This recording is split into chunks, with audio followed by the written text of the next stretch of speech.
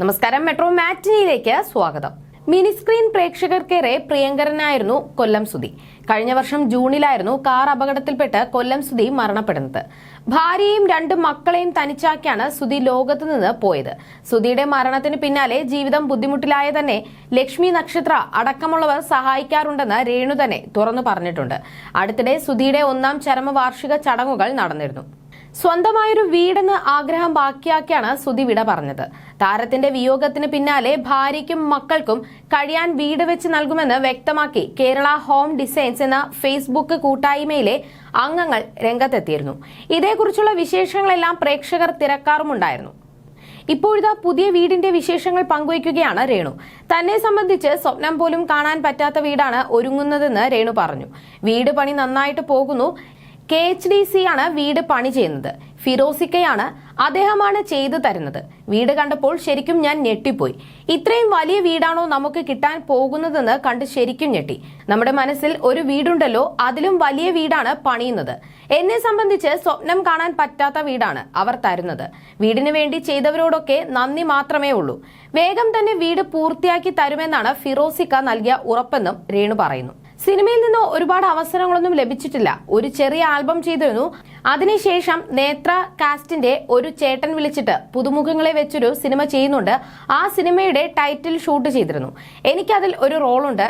ഷൂട്ടിങ്ങും കാര്യങ്ങളും ഒക്കെ കുറച്ചുനാൾ കഴിഞ്ഞേ ഉണ്ടാകൂ. സിനിമയിൽ അവസരം ലഭിച്ചു എന്നത് സംബന്ധിച്ച് വാർത്ത വന്നപ്പോൾ അതിന് താഴെ ചില കമന്റ് കണ്ടു. ഇവൾ എങ്ങാനും ഇനി സിനിമ നടിയാകുമോ എന്ന്. സത്യത്തിൽ എനിക്ക് അങ്ങനെയൊന്നും ആഗ്രഹമില്ല. സുധിച്ചേട്ടന്റെ അനുഗ്രഹം കൊണ്ട് ആരേലും ഇങ്ങോട്ട് വന്നൊരു റോൾ ചെയ്യണമെന്നൊക്കെ പറഞ്ഞാൽ ചെയ്യും. അല്ലാതെ സിനിമാ നടിയായി പോകണമെന്നൊന്നും ആഗ്രഹമില്ല. ജോലി കിട്ടണമെന്ന് ആഗ്രഹമുണ്ട്. വീടല്ലാതെ സുധിയേട്ടന്റെ സ്വപ്നം മക്കളെ നന്നായി പഠിപ്പിക്കണമെന്നതായിരുന്നു. കിച്ചുവിനെ സംബന്ധിച്ച് അവന് ആനിമേഷനൊക്കെയാണ് ഇഷ്ടം. അവൻ വലിയ കുട്ടിയായി അവന്റെ ഇഷ്ടവുമായി പോകുന്നു.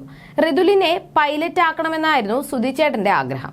അച്ഛന്റെ ആഗ്രഹം ഇതായിരുന്നുവെന്ന് ഞാൻ പറഞ്ഞു കൊടുക്കാറുണ്ട്. അവനെ അങ്ങനെയൊക്കെ ആക്കി എടുക്കണമെങ്കിൽ ഞാൻ ഒരുപാട് കഷ്ടപ്പെടേണ്ടി വരും. ജോലി കിട്ടണം. പാർട്ടി പറഞ്ഞിരുന്നു. പക്ഷേ എംപ്ലോയ്മെന്റ് വഴിയേ ജോലി കിട്ടുകയുള്ളൂ. ഇലക്ഷനൊക്കെ കഴിഞ്ഞാലേ ഇനി ജോലി കാര്യങ്ങളൊക്കെ നോക്കണം. നെഗറ്റീവ് കമന്റുകളെ ഞാൻ കാര്യമാക്കുന്നില്ല. ചിരി വരുമ്പോൾ ഞാൻ ചിരിക്കും എന്ന് വെച്ച് എനിക്ക് ദുഃഖമില്ലെന്നല്ല അതിനർത്ഥം. സുധിച്ചേട്ടനെ മിസ് ചെയ്യുന്നില്ലെന്നല്ല അതിനർത്ഥമെന്നും രേണു പറഞ്ഞു. സുധി മരിച്ചതിന് പിന്നാലെ ബിനു അടിമാലി വീട് സന്ദർശിച്ചതുമായി ബന്ധപ്പെട്ട് വലിയ വിവാദമാണ് ഉയർന്നിരുന്നത്. ഇതേക്കുറിച്ചും രേണു പറയുന്നു. മരിക്കുന്നതിന് തൊട്ടുമുൻപ് ബിനുചേട്ടനും സുധിച്ചേട്ടനും സംസാരിക്കുമ്പോൾ ഞാൻ ഫോൺ വിളിച്ചിരുന്നു. ബിനുചേട്ടനോടും ഞാൻ സംസാരിച്ചിരുന്നു. അന്നവർ വീട് വെക്കുന്നതിനെ കുറിച്ചൊക്കെയായിരുന്നു സംസാരിച്ചത്. ആളുകൾ പല രീതിയിലും കമന്റിടും. അവരുടെ സൗഹൃദത്തെക്കുറിച്ച് ഞങ്ങൾക്ക് വ്യക്തമായി അറിയാം. സുധിച്ചേട്ടന്റെ മരണശേഷം എന്നെ കാണാൻ വരികയും എന്നെ വിളിക്കുകയും ഒക്കെ ചെയ്തിട്ടുണ്ടെന്നും രേണു പറഞ്ഞു. You're watching me on metromatney.com. On metromatney.com. Metromatney.com. Subscribe for more videos. Subscribe for more videos. Subscribe here for more videos. Subscribe now. Thank you.